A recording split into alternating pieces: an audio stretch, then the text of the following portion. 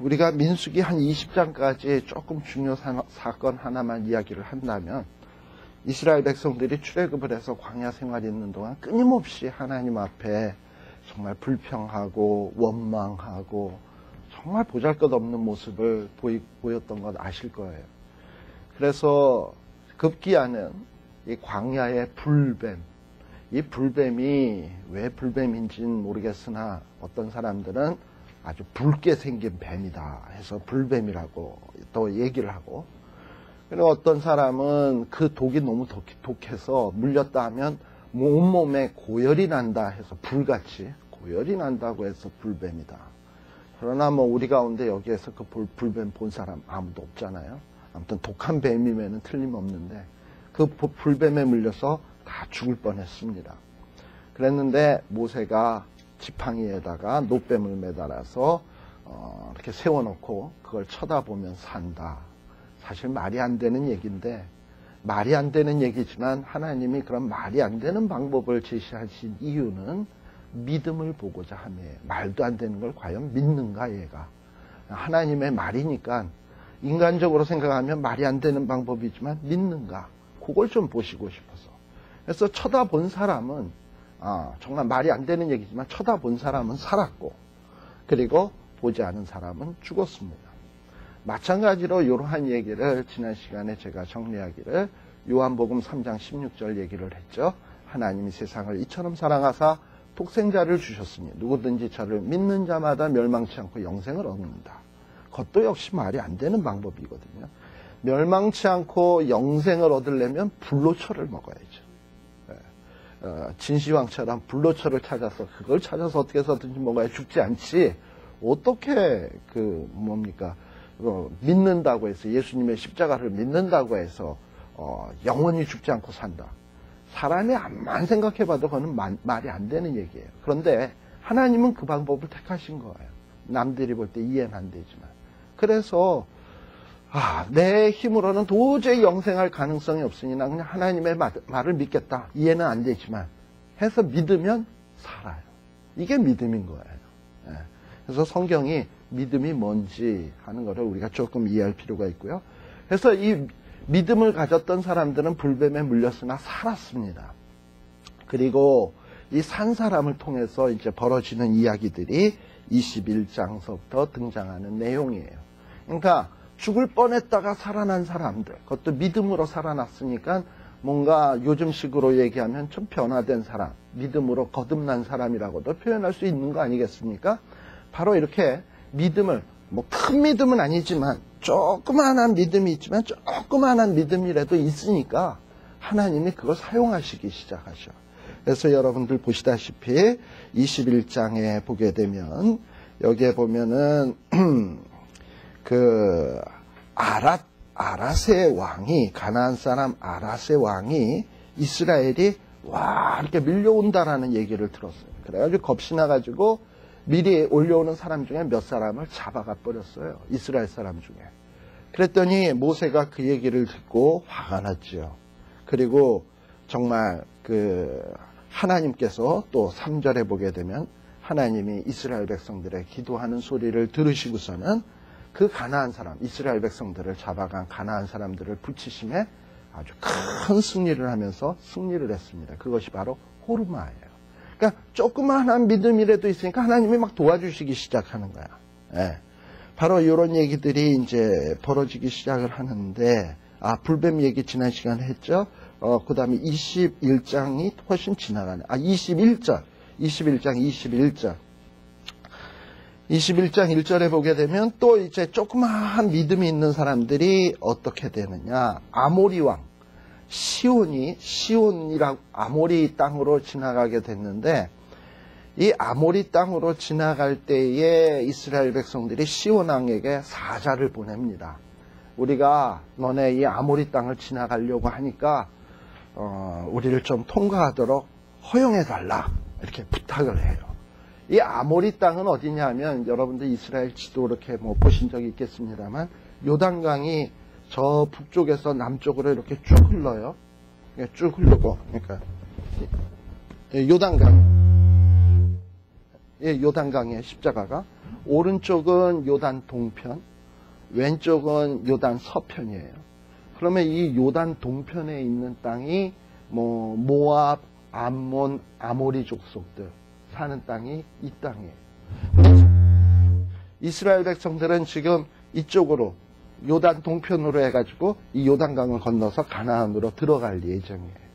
그런데 들어가는데 아모리 땅을 통과하게 돼 있거든요. 그래서 이 아모리 땅 왕에게 너네 땅을 통과하게 해달라 부탁을 하는 거예요. 근데 이렇게 부탁하는 이유 중에 하나는 하나님께서는 여러분들 신명기 20장 한번 볼래요? 20장 이제 우리 아직 신명기 아직 안 했습니다만 20장 10절에 보게 되면 가나안 정복하는 원칙이 있어요. 가나안을 정복할 때, 정복해 나갈 때 원칙이 뭐냐면 첫 번째는 어떤 너네 앞에 어떤 민족들이 이렇게 딱 버티고 서 있으면 일단은 그 사람들에게 평화를 선언하래. 너 우리 그냥 싸우지 않을 테니까 우리가 지나가도록 허용해라. 이렇게 평화를 우선 선언을 하고 사신을 보내서 그래도 말을 안 듣고 대적을 할 경우에는 그러한 민족은 진멸시키래요. 그 다음에 나오는 얘기들이 바로 신명기 20장 10절 이하에 쭉 나오면 그런 얘기로 기록이 돼 있어요. 그게 정복해 나가는 원칙이에요. 그래서 아마도 이런 원칙을 따라서 모세는 시온 왕에게 평화를 요청했던 것 같습니다. 그런데 이 시온 왕이 간이 부었지. 다시 민수기 21장으로 가서 21장 23절에 보게 되면 이스라엘의 통과함을 용납치 아니했다라고 돼 있어요. 그래서 드디어 전쟁을 해가지고 큰 승리를 거두게 됩니다. 그게 바로 24절이에요. 아주 큰 성읍을 승리를 거두게 돼요. 자, 이런 얘기들이 결국은 무슨 얘기냐? 그리고 32절에도 보게 되면 결국은 어떻게 되냐? 모세가 이 아모리 사람들을 다 몰아내었더라. 조그만 믿음이라도 있으니까 하나님께서 함께 하셔서 이렇게 승리를 하게 해주시는 모습을 보게 돼요. 또 33절에서부터 보게 되면 여기에 보면 바산길로 또 올라가게 되는데 바산도 어디냐면 이 요단 동편의 북쪽에 있는 지방이에요. 그러니까 여러분들 12지파가 이렇게 땅 분배받을 때 보면 르우벤 지파, 므낫세 지파가 땅을 분배받은 땅이 바산, 길르앗이라고 하는 곳인데 굉장히 비옥한 땅이에요. 그래서 아모스서 같은 데 보면 바산이라는 지역을 뭐라고 얘기하냐면 너무 기름져서 거기에는 바산의 암소들아 이런 얘기들이 나오거든요. 보면 목축업이 잘 돼가지고 소들도 살이 토실토실 쪄가지고 바산의 암소 하면 아주 유명한 소들이에요. 그런데 이 바산 지역을 통과하게 되는데 이 바산왕 옥이 이 통과를 허락하지 않고 싸우려고 하는 거예요. 그런데 이 바산왕 옥은 어떤 사람이냐 하면 나중에 이제 우리가 볼 수 있겠습니다만 바산왕 옥은 아낙 사람이라 그래가지고 키가 성경에는 9피트로 나와 있어. 그러니까 9피트. 그러니까 9피트 정도니까는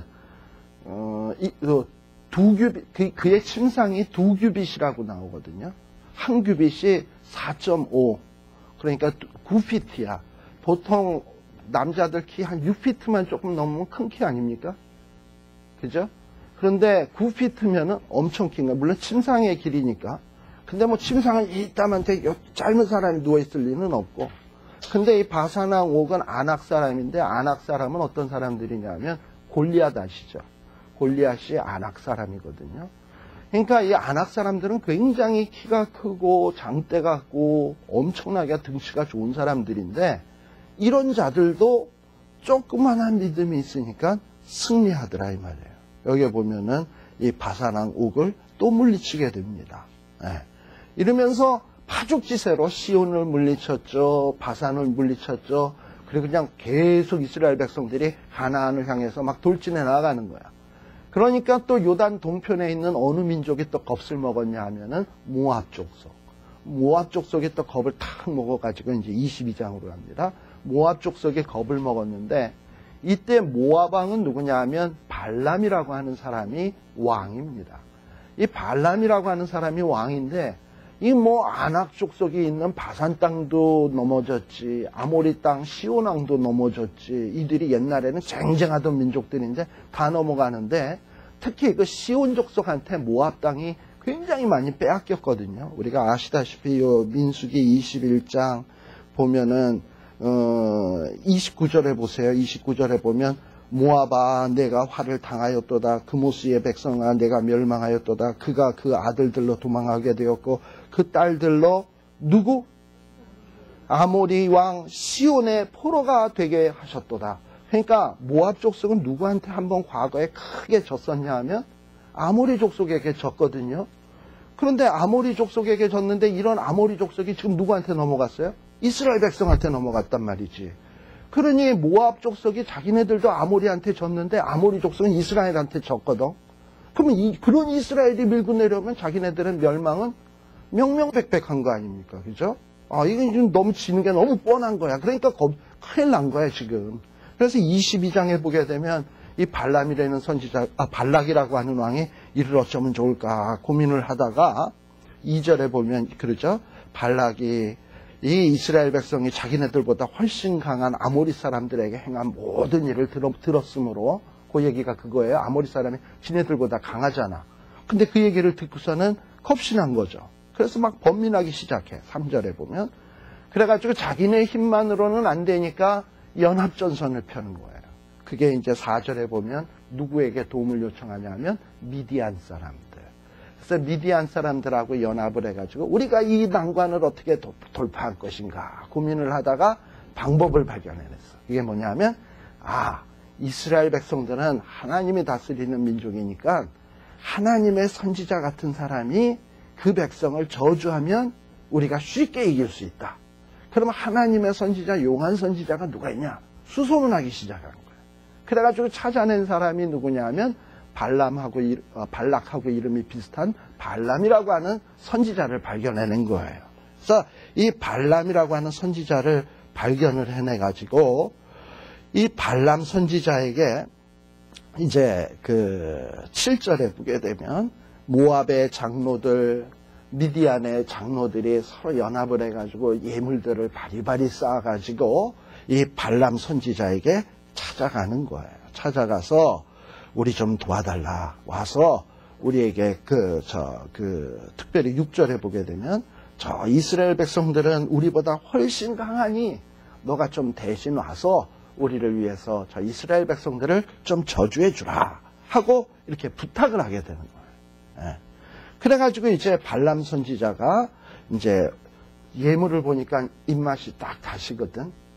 정말 이거 저주 한 번만 해주면은 저 떼부자가 될 것 같거든요. 예. 그런데 8절에 보면 이상한 일이 발생이 되었습니다. 8절에 보면 어떤 일이 생겼냐 하면은 8절에 보게 되면 발람 선지자가 사신들을 자기를 찾아온 사람들을 집에다 유하게 묵게 이렇게 해줬어요. 그리고 그날 밤 잠을 자는데 갑자기 9절에 보면 하나님이 발람 선지자에게 쫙 나타나더시니 지금 네 집에 와서 잠자고 있는 사람들이 도대체 누구냐? 그랬더니 모압 사람들, 미디안 사람들이 지금 와 있습니다. 뭐 얘네들이 나보고 와서 이스라엘 백성들을 저주해달라고 하네요. 다 이러고 얘기를 한 거예요. 그랬더니 12절 다 같이 시작. 하나님이 가라.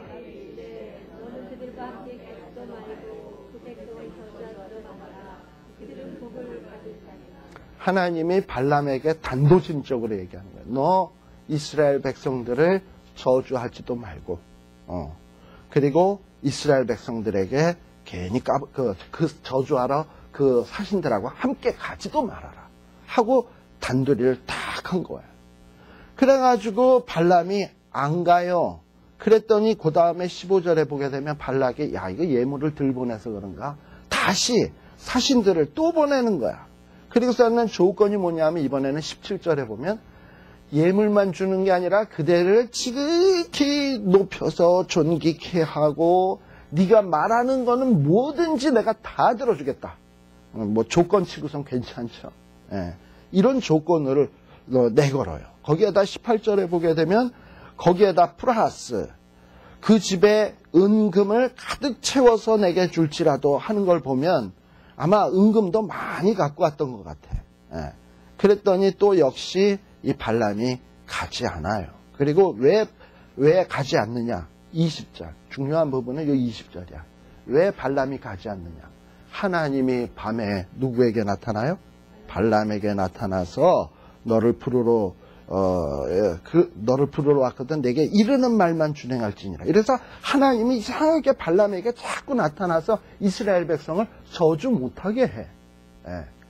자, 이 얘기가 무슨 얘기냐 하면 지금 이스라엘 백성은 사실 하나님 앞에 사랑받을 자격이 전혀 없는 거 아세요?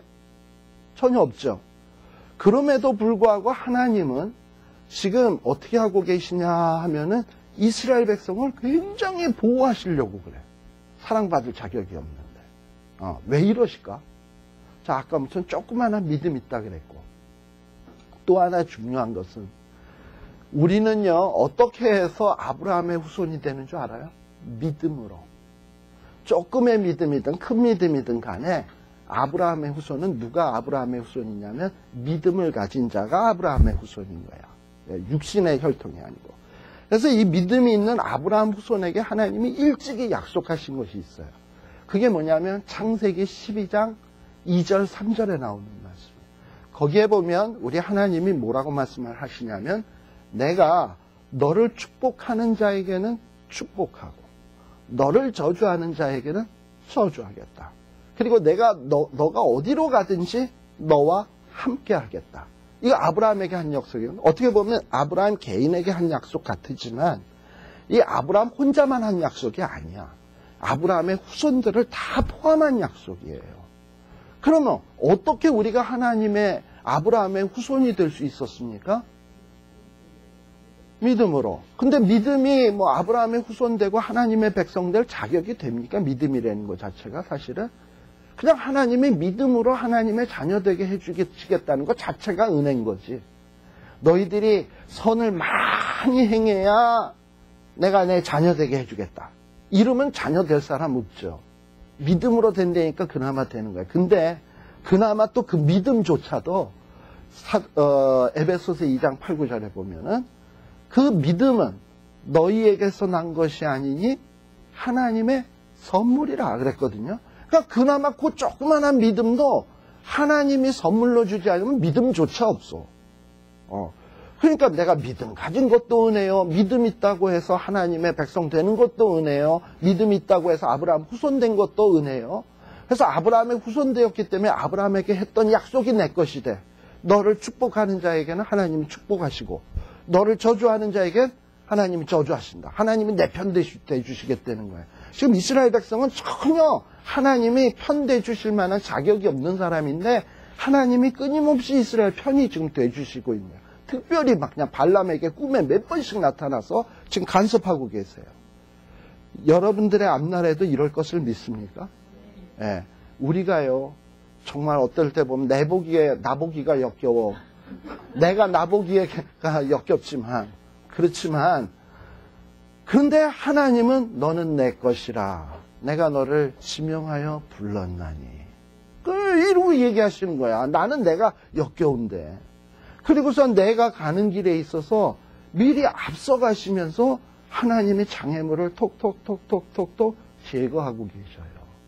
이게 신자에 가는 길인 거야. 자격이 없는데도. 그러니까 우리는 엄청난 축복을 받은 사람인 겁니다. 지금 그런 모습들이 나와요. 그 다음에 이제 드디어 이제 하나님이 가래 이제 발람 보고 아까 22장 20절에 보면 가긴 가는데 가서 허튼 소리 하지 말고 내가 하라는 말만 해라. 딴 얘기 하지 말고 하라는 말만 하래요. 그래가지고 이제 발람이 갑니다. 나귀를 태우고 가는데 갑자기 나귀가 안 가는 거야. 안 가는 정도가 아니라 가던 길에서 밭으로 팍 들어가 버렸어. 거기 쭉 보면은 몇 절에 나오냐 하면 28절인가? 20 예. 자, 발람 나귀가 가다가 밭으로 들어가 버렸어. 밭으로 들어가서 길에 안 들어가고 밭으로 들어가서 이게 나와야 되는데 안 나오니까 막 채찍질을 해댔어. 나귀한테. 그러니까 나귀가 아프니까 또 지가 막 몸을 피하다가 가다가 보니까 이 포도원 길 사이에 좁은 길이 있는데 담벼락 있는 길에 가서 꽉 꼈어. 그런데도 또 안 간다고 막 때리니까 이 나귀가 발람을 태우고서는 벽에다가 지금 다리가 말등에 보면 다리가 이렇게 내려와 있을 거 아니에요. 제가 말등이면 내려와 있으면 발람의 발을 갖다가 벽에다 대고 갖다 비빈 거야. 그랬더니 발람의 다리가 다쳤어. 그러니까 더 화가 나서 더 때리는 거야, 나귀를. 그러니까 갑자기 나귀가 말을 하네.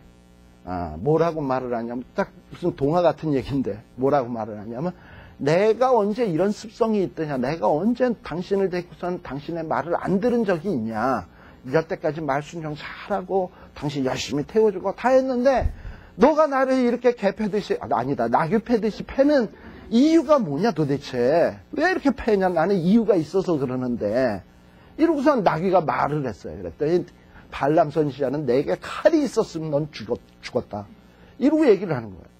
그런데 갑자기 사실은 왜 나귀가 안 갔냐면 여호와의 사자가 앞에 딱 버티고 있었거든요.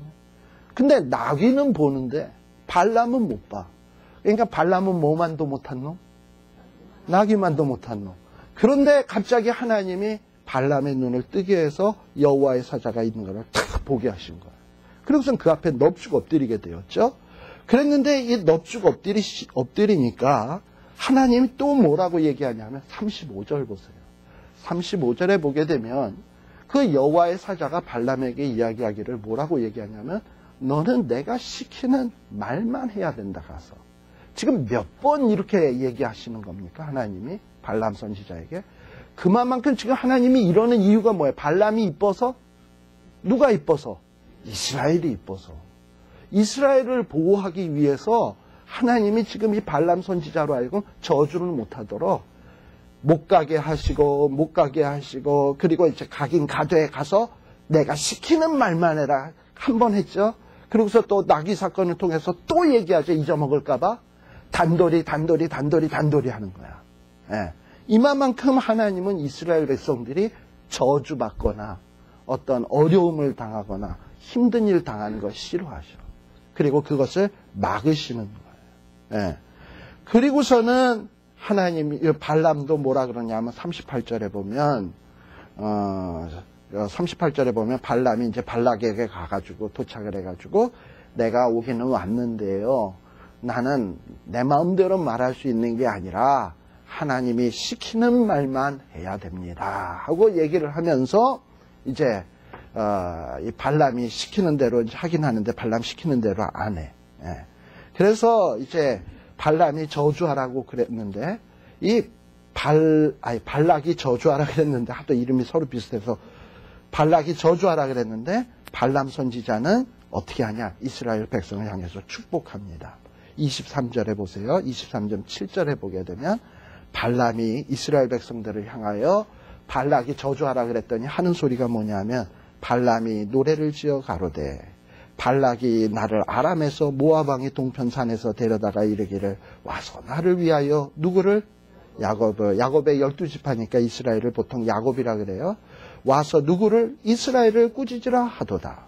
그런데 우리 아까 창세기 12장 2, 3절 얘기했죠. 하나님이 저주치 않으신 자를 내가 어찌 저주하며 하나님이 꾸짖지 않은 자를 내가 어찌 꾸짖을꼬. 그러니까 절대 그럴 수 없다는 거죠. 그리고 9절에 보게 되면 이스라엘 백성들을 다 바라다 보니까 이 백성들은 어떤 백성이냐면 홀로 처할 것이라 열방 중에 하나로 여기지 않으리로다. 열방 중에 하나로 여기지 않는다는 얘기가 뭐겠습니까?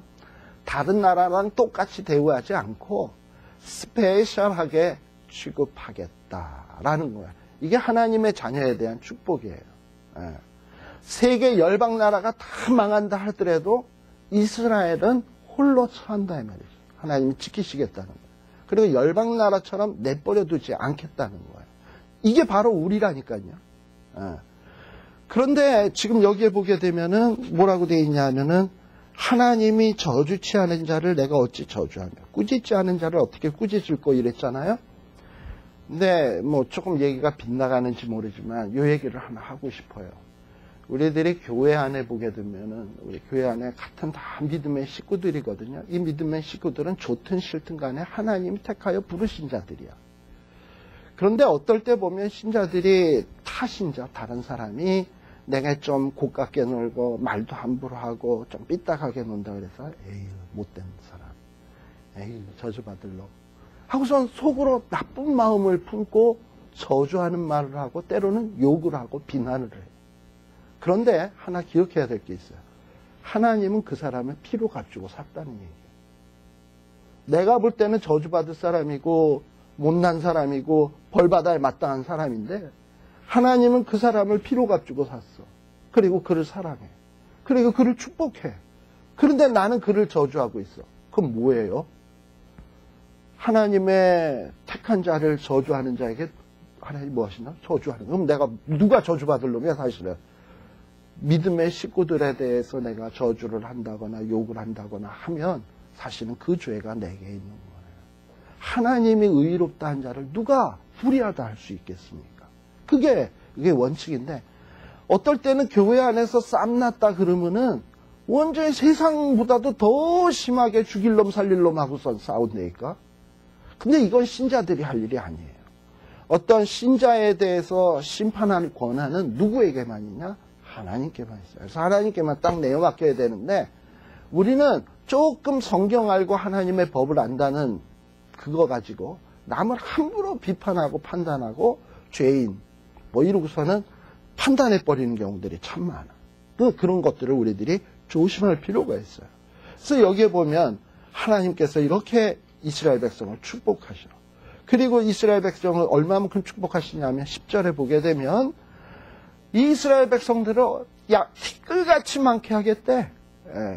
그리고 계수할 정도로 많게 하겠대. 그랬더니 발람도 이스라엘 백성을 딱 바라보니까 난 이스라엘 백성처럼 되었으면 좋겠다. 이럴 정도로 하나님이 이스라엘을 축복하시네. 그래서 이렇게 축복을 해버렸어요. 얼마나 놀라운 일입니까? 그랬더니 이제 발락왕이 씩씩거리는 거야. 여기에 보면은 너가 정말 저주하라 그랬더니 네가 그냥 어떻게 보니까는 11절 저주하라고 데리고 왔더니 그대가 온전히 축복만 하는구나 이러고서는 씩씩거리기 시작했어요.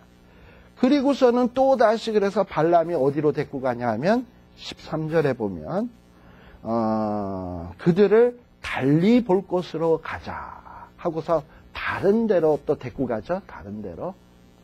그러니까 무슨 얘기냐면 이렇게 왜 발람 선지자를 이쪽에서 보여주고 저쪽에서 보여주냐 하면 이스라엘이 저주받을 만한 건덕지가 어디 있나를 찾는 거야 지금.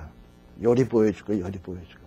딱 그러니까 지금 이 발락이라고 하는 왕은 딱 누구 같으냐 하면 사탄 같아. 사탄은 항상 어떤 식이냐면 우리가 이 하나님의 백성 아닙니까? 저 인간은 죽어 마땅합니다. 하나님 저주하십시오. 그래서 나는 내가 아끼는 자인데 무슨 여기로 한번 보세요. 여기 죄 있잖아요. 여기로 한번 보세요. 여기 죄 있잖아요. 에이 저주받아 마땅한 거 아니겠습니까? 요렇게서 자꾸 요렇게 해서 죄를 들춰내려고 그래요. 지금 발람 선지자 눈에 죄가 보일 수 있도록 요리 보여주고 조리 보여주고 막 이러는 거야. 그랬는데 이 누굽니까? 또다시 하나님이 발람에게 임해서 이스라엘 백성들을 저주하는 게 아니라 축복하는 얘기가 또 19절에 또 나와. 여러분들 또 보세요. 여기에 보면 18절서부터 보게 되면 발람이 노래를 지어 가로되 발락이여 일어나 들을지어다.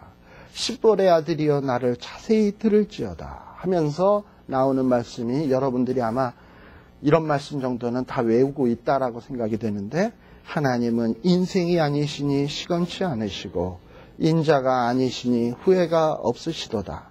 하나 어찌 그 말씀하신 말을 행치 않으시며 하신 말씀을 실행치 않으시랴. 자, 하나님이 약속하신 말씀이 뭡니까? 아브라함에게 내가 너의 후손을 하늘의 별과 같이 땅의 모래알같이 많게 해주겠다. 약속하셨고 하나님이 항상 너와 함께 하겠다. 그래서 후손의 축복 주셨고 함께 하시겠다고 하는 축복 주셨고 또 하나는 어떤 축복을 주셨냐면 내가 지시할 땅으로 가라. 땅 주시겠다 그랬어요. 그래서 동서남북으로 행해봐라. 그 땅을 너에게 다 주겠다. 내가 밟는 땅 다 주겠다. 이게 하나님이 약속하신 거야. 그러면 아브라함이 이 약속을 받을 만한 조건, 자격이 있는 사람이냐면 없어요. 자격이 없는데도 불구하고 하나님은 약속을 했어. 그러면 약속을 했기 때문에 하나님은 어떻게 하셔야 되냐면 인생이 아니기 때문에 시건하시면 안 돼. 그리고 하나님은 사람이 아니시니까 약속해놓고서 아유 저런 인간 같지도 않은 놈들한테 내가 괜히 약속해가지고 내가 코가 깼네 하고서는 후회하시냐? 절대 안 그러셔. 하나님은 그런 하나님이에요. 그러면 하나님이 우리에게 약속한 게 뭡니까? 영접하는 자, 그 이름을 믿는 자들에겐 뭐다? 하나님의 자녀가 되는 권세를 주셨으니. 자, 그래서 우리가 예수님을 영접했단 말이에요. 그리고 하나님의 자녀가 되었단 말이에요. 그랬는데 내가 어느 날 나가서 죄를 좀 졌어. 하나님의 마음을 속상하게 했어. 아이고 저 인간을 영접했다 그래서 내가 자녀 되는 권세를 괜히 줬네. 하나님이 이렇게 후회하실까? 자녀 준 권세 취소. 후회. 철수 이러실까? 안 그래요. 하나님은 절대 우리를 자녀 삼으신 거에 대해서 내가 자격 없어도 후회하시거나 취소하거나 그러지 않으셔. 왜요? 하나님 그러시는 이유가 한 가지 있어. 뭐가 있냐면은 21절 다 같이 봅니다. 시작. 여호와는 야곱의 허물을 보지 아니하시며 이스라엘의 패역을 보지 아시는도다. 여호와 그의 하나님이 그와 함께 계시니. 예. 여기에 보면 하나님이 왜 그러시냐 하면 우리의 허물을 보면 후회하실 거야. 그리고 우리의 패역을 보면 저 죽일 놈 할 거예요. 근데 하나님은 우리의 허물과 패역을 보질 않으셔. 그러니까 우리의 행한 대로 하나님 앞에 평가받는다 그러면 우린 죽어 마땅해요. 패역이나 허물을 보면. 근데 이 패역과 허물을 보지 않는 이유가 있어요. 왜 안 보냐? 예수 그리스도의 보혈의 피로 덮을 거거든. 그러니까 하나님이 그건 안 볼 거예요. 그리고 우리는 이제 우리의 뭐만 보냐면 이쁜 것만 보겠다는 거야. 그 하나님이 작정하신 계획인 거예요. 그 계획에는 변함이 없어. 시건 안 하실 거고 후회 안 하실 거예요. 우리는 그런 구원을 받은 사람이에요. 따라서 23절에 보게 되면 야곱이 누굽니까? 간사하고 정말 자격 없는 인간 아닙니까? 그런데 하나님의 백성이거든. 이스라엘 되게 해줬거든, 야곱을. 그런 야곱을 해야 할 뭐가 없어? 사술이 없어. 설사 발람 같은 사람이 저주를 하려고 해도 저주를 하나님이 다 막을 거야. 그리고 어떤 사탄 마귀가 우리를 넘어뜨리려고 요술을 부리고 복수를 부린다 하더라도 하나님이 다 막으실 거야. 왜? 우리는 하나님의 거니까. 그러니까 누가 틈타지 못하다 이 말이에요. 그래서 나중에 보면은 어떤 일이 벌어지냐면 23절 끝에 보면 하나님의 행하신 일이 어찌 그리 크냐. 이렇게 구원받은 사람은 이렇게 하나님을 노래할 수밖에 없어요. 그리고 또 27절에도 보게 되면 또 무슨 얘기냐면 발락 왕이 가만 보니까 이거 안 되겠거든. 그래서 또 어디로 또 데리고 가? 내가 너를 또 다른 곳으로 또 데리고 가서 다른 관점으로 이스라엘 백성을 또 보게 하는 거야. 왜? 허물을 찾으려니까. 근데 하나님은 어차피 허물 안 보기로 했는걸. 패역 안 보기로 했는걸. 그러니 보여줘봐야 꽝이지 뭐. 그래가지고 또 이스라엘 백성들을 저주하라 했는데 5절부터 보게 되면 또 발람이 이스라엘 백성들을 향해서 뭐라고 얘기를 하냐 하면 야곱이여 이스라엘이여 내 장막이 이스라엘이여 내 거처가 어찌 그리 아름다운고 그 벌어짐이 골짜기 같고 강가의 동산 같으며 여호와의 심으신 침향목 같고 물가의 백향목들 같더라. 그 통에서는 물이 넘치겠고 그 종자는 많은 물가에 있으리로다. 그 왕이 아각보다 높으니 그 나라가 진흥하리로다. 라고 이렇게 돼 있어요.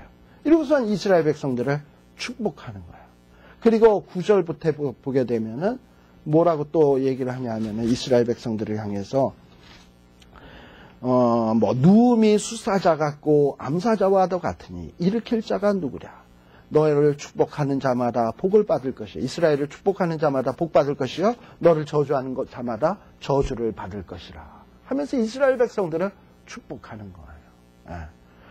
그러니까 이 축복은 결국 우리의 것이야. 왜냐하면 우리는 같은 아브라함의 후손이고 믿음으로 하나님의 백성된 자들이기 때문에요. 그러니까 이제 발락 왕이 완전히 속상한 거죠. 그래가지고 이제 뭐라고 얘기를 하냐면, 너 아예 가라, 이제. 그리고 너 집에 가라. 그리고서는 가라고 막 내쫓아요. 예. 내쫓고 너 그냥 가라. 이제. 그래서 이제 발람이 가긴 가는데, 가면서 하는 얘기가 그래요. 뭐라 그러냐면, 내가 가긴 가는데, 너의 후일에 있을 일들을 내가 좀 예언을 하고 가야 되겠다. 그 몇 절이죠? 14절. 예. 내가 돌아가긴 돌아가는데 내가 너희에게 후일에 있을 일들을 좀 고하고 가야 되겠다. 하고선 후일에 있을 일을 예언적으로 시를 지어서 이야기를 하는 게 17절부터예요. 내 눈에 지금 뭔가가 보이는데 이때의 일은 아니지만 가까운 일은 아니지만 앞으로 장차 한 별이 나올 것이다. 그리고 한 별이 나오는데 그 한 홀이 또 이스라엘에게서 일어나면 한 별, 그 다음에 한 홀이 일어난다는 얘기는 뭐냐면 왕이 일어난다는 얘기예요. 홀은 왕을 상징하니까. 왕이 일어나가지고 모압을 이 편에서 저 편까지 다 멸망시키고 그리고 다 멸하실 것이고 이런 놀라운 어떤 이 이스라엘의 부흥의 역사가 있을 거를 예언을 해요. 자, 그러면 이 한 별은 누구냐, 한 홀은 누구냐라고 얘기했을 때 1차적으로는 누굴 얘기하는 거냐면 여러분들 이스라엘의 국기, 깃발에 새겨져 있는 게 뭡니까? 별 그려져 있죠? 바로 이 별이야. 이걸 보통 무슨 별이라고 하냐면 다윗의 별이라고 그래요. 다윗의 별.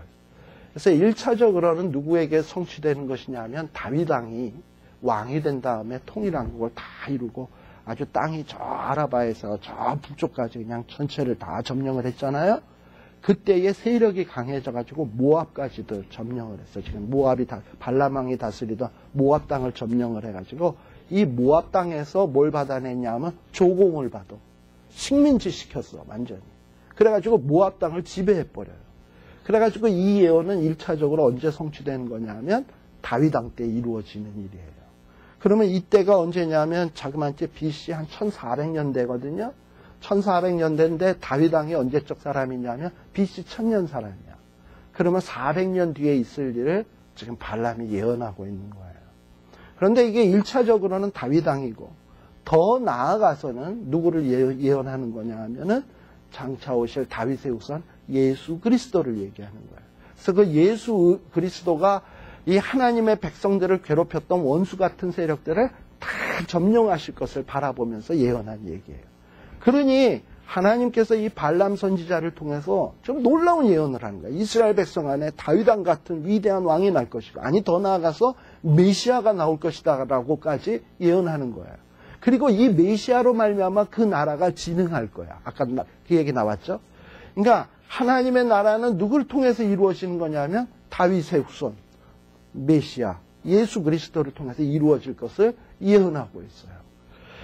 자, 이루고서는 예언을 해버린 거야. 그러니 이 이야기를 가만 보면 우리들이 뭘 깨닫게 되냐면, 야, 정말 우리가 무엇이 간데 하나님이 이토록 발락왕이 발람을 통해서 저주하려고 하는데 막으시고, 계속 막으시고, 아니 막는 정도가 아니라 저주하라고 시키면 축복이나 하게 하시고, 그리고서는 이런 우리를 향하여 계획하신 일들에 대해서 후회도 안 하시고 시건도 안 하시고, 그리고 이 일을 실질적으로 이루어 가시는가.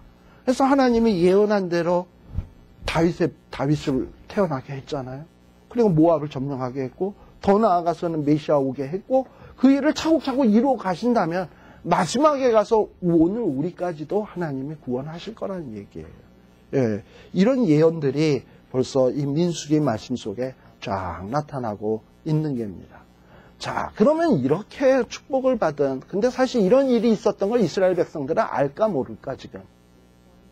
모르죠. 이건 지금 음모니까 모르죠. 한쪽 편에서 하나님이 지금 일하시고 있는 것이고, 본인 이스라엘 백성들은 지금 어떤 일이 일어나고 있는지 전혀 모르는 거야, 사실은.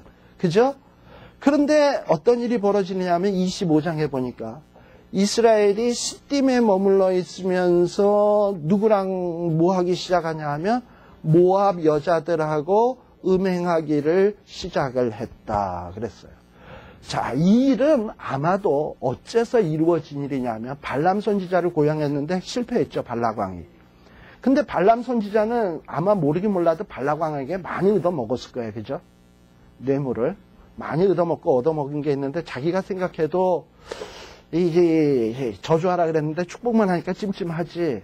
그렇다고 또 그걸 변경해서 축복을 하려고 그러자니 하나님이 하라는 말만 해서 잘못하면 하나님 앞에 얻어 터질 것 같지. 그러니까 어떻게 해야 됩니까? 다른 방법으로 하나님 앞에 저주도 안 받고, 그리고 또 하나는 예물도 챙기고, 두 방법을 다 택하면 제일 좋겠죠. 그래서 하나님이 시키는 말만 해서 발람은 순종했어요. 그런데 또 예물을 챙기려면 뭔가 이스라엘 백성들이 저주받을 수 있도록 조건은 만들어 놔야 될 거 아니야. 그래서 꿰낸 조건이 뭐냐면 모압 여인들하고 간음을 하도록 만드는 요 계략을 누가 꾸몄냐? 발람이 꾸민 거야, 이게 민수기에는 잘 안 요 민수기 25장에는 잘 안 나타나. 근데 31장 한번 봅시다. 31장 16절에 보게 되면, 자, 여기에 보면 이 민수기에서는 분명히 언급하고 있는데, 요 지금 바알 부올산에서 모압 여인들하고 지금 뭐 이렇게 간음을 행하고 음행을 행한 일들이 누구의 꾀를 쫓아서 된 일이라고 얘기를 하냐면, 발람의 꾀를 쫓아 이스라엘 자손으로 부올의 사건에 여호와 앞에 범죄케 하여 여호와의 회중에 연병이 일어나게 했다. 그러면 이 일을 누가 꾸민 거냐? 발람이 꾸민 거야. 그러니까 어떻게 보면 발람은 더 나쁜 놈이야. 예물은 예물대로 챙기고 하나님 앞에 저주는 안 받으려고 시키는 말만 하고, 그리고서는 왕에게는 얻어먹을 거 다 얻어먹고. 바로 이게 발람 선지자예요. 그래가지고 이 모압 25장으로 다시 돌아옵니다. 모압 여자들하고 음행하고, 또 2절에 보게 되면 모압 여인들하고 음행을 했으니까 한 몸을 이루었잖아요, 이제.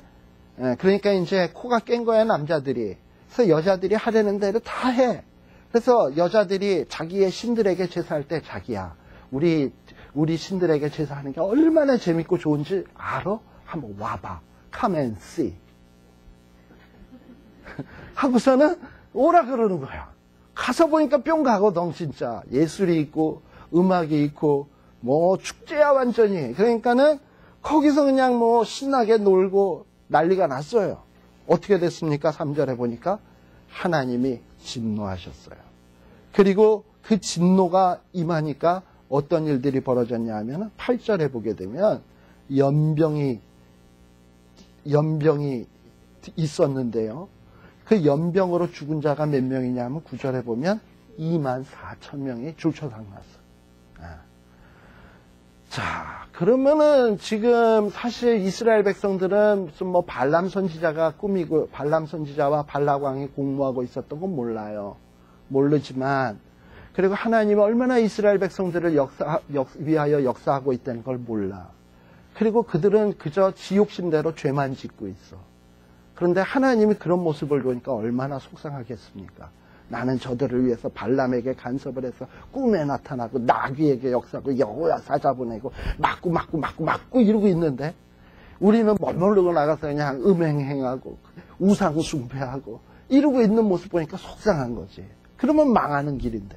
그러니까 하나님이 어떻게 하시냐면 연병이 들게 해서. 그러니까 연병은 어떻게 보면 죽이려고 하는 게 아니라 깨달으라는 거예요. 정신 차리라는 거예요. 그러니까 어떨 땐 이 징계는 우리에게 축복이 될 수 있어요. 네. 그래서 이스라엘 백성들을 회복시키기 위한 축복인 거예요.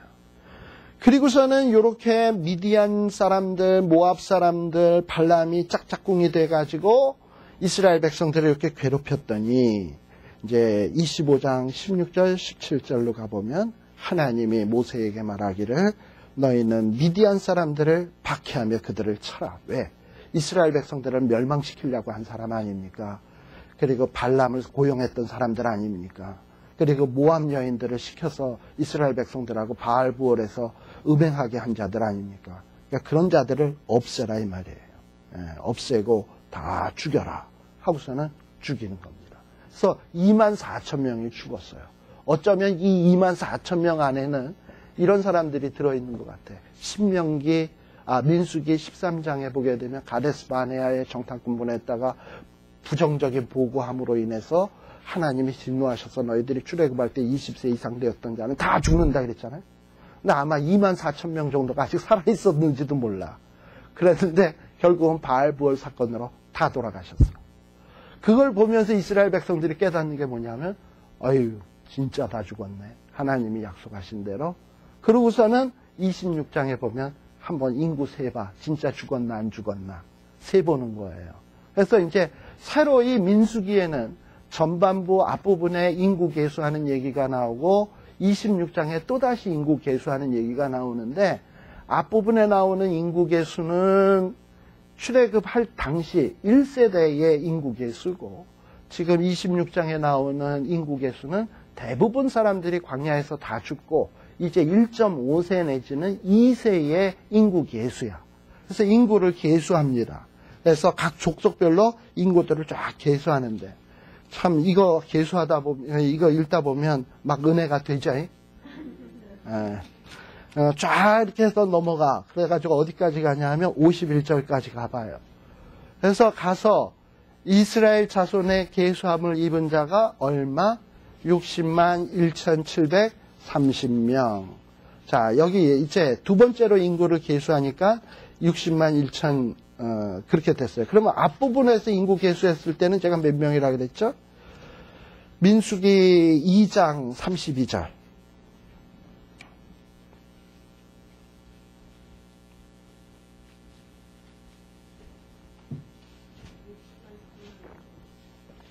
자, 앞부분에 처음에 인구 계수했을 때는 2장 32절이에요. 60만 3,550명. 60만 3,550명. 근데 26장 51절에는 60만 1,730명. 그럼 한 2,000명 조금 차이지 거의 비슷하다고 봐야 돼요. 그렇죠? 거의 비슷하다고 봐야 돼, 이거는. 그런데다가 이스라엘 백성들이 광야라고 하는 땅은 훨씬 사람 살기가 힘든 땅인데 똑같은 인구가 보존되었다고 하는 것은 이건 은혜인 거야. 식량도 없잖아.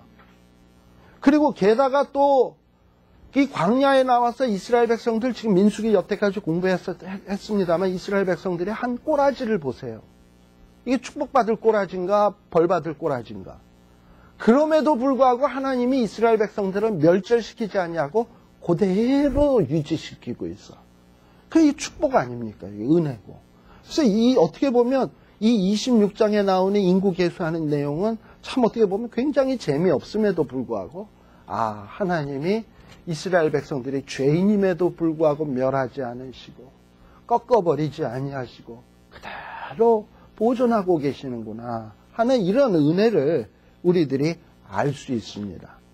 그리고서는 이제 27장서부터 나오는 얘기가 이제 민수기의 진짜 후반부에 대한 이야기가 되는데요. 이 부분에 대한 얘기는 쉬었다 가도록 하겠습니다.